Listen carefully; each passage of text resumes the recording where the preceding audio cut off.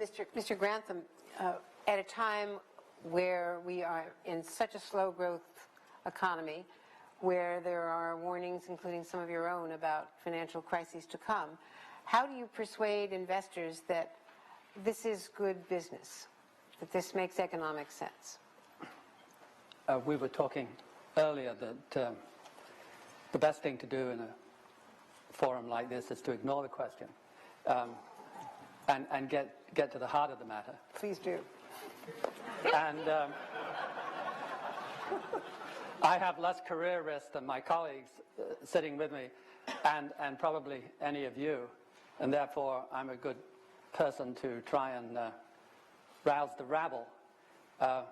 Secretary Kerry said that you didn't need converting, but I wonder if there's anyone here who feels he couldn't be a little more outspoken on this issue, which is existential. It will determine the success of our stable society or not. I wonder if there's anyone here who couldn't do a better job and speak out a little more. And let me just give credit to the enemy, the obfuscators. They are much better at speaking out. We have people like Richard Lindzen, the infamous professor at MIT, who supported tobacco as doing no harm and now supports fossil fuels as being healthy.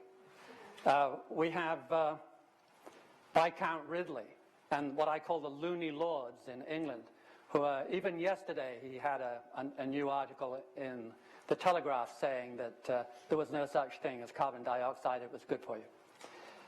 We have the Koch brothers and the Cato Institutes. They do a very good job at obfuscation. They speak out all the time. And we're not so good. Our climate scientists are too nervous. They're protecting the dignity of the science. We have a Jim Hansen here and somebody over there. But in general, they don't. I've yet to meet a climate scientist who doesn't think the situation is much worse than is generally understood, and that it's accelerating.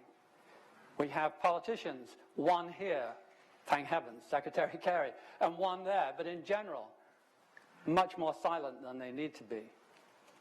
A quick word on Trudeau. Hallelujah.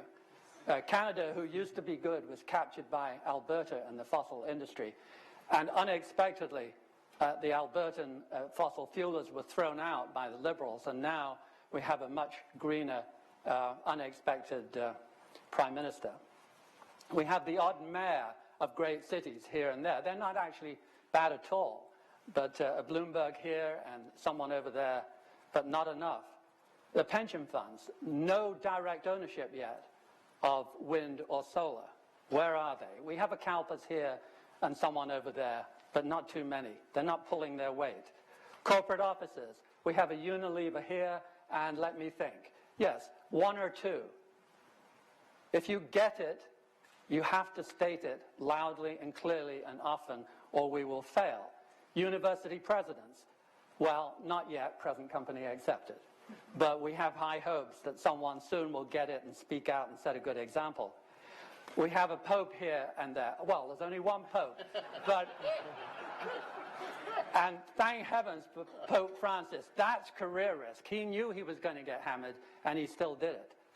We have a Bank of England governor here and there. I mean, what an achievement that was for him to speak out and say what he did about the climate. The future for all of us will depend on a few thousand people taking some career risk and putting it on the line and making it clear that they see this as a real crisis. People like you. So that's my harangue.